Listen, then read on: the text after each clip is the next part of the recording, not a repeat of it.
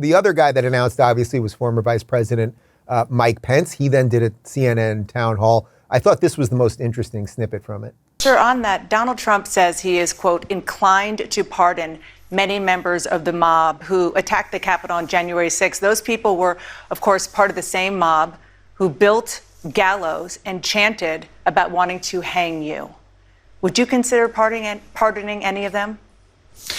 You know, on the day of January 6th, I issued a tweet demanding that people leave the Capitol and end the violence. And I said that those that failed to do that should be prosecuted to the fullest extent of the law. And I continue to believe that today. We cannot ever allow what happened on January 6th to happen again in the heart of our democracy. And I'll stand by the decisions and the due process of court in our laws.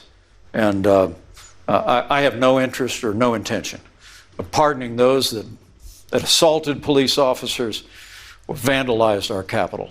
They need to be answerable to the law.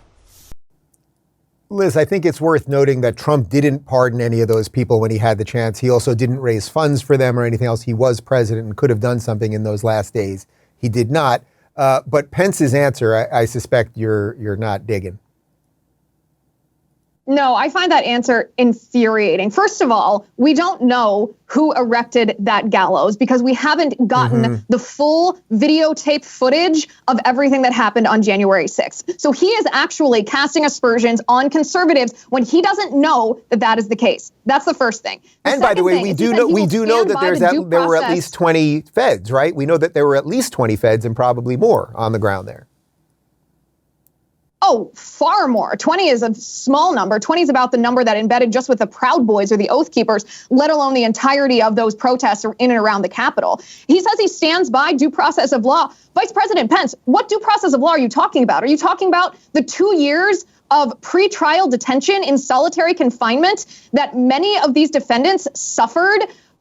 For what? For going through a barrier that had been broken down, for not committing any violence, not committing any vandalism, not harming anyone, not assaulting a police officer? Are you talking about the conviction of a man who didn't bring a weapon into the Capitol, who didn't tell anybody to bring a weapon into the Capitol, who didn't even enter the Capitol, didn't tell anybody to enter the Capitol, and because of the content of his private text messages saying edgy things that our government didn't like, he is now convicted to 18 years in prison? This is beyond disqualifying for Vice President Pence.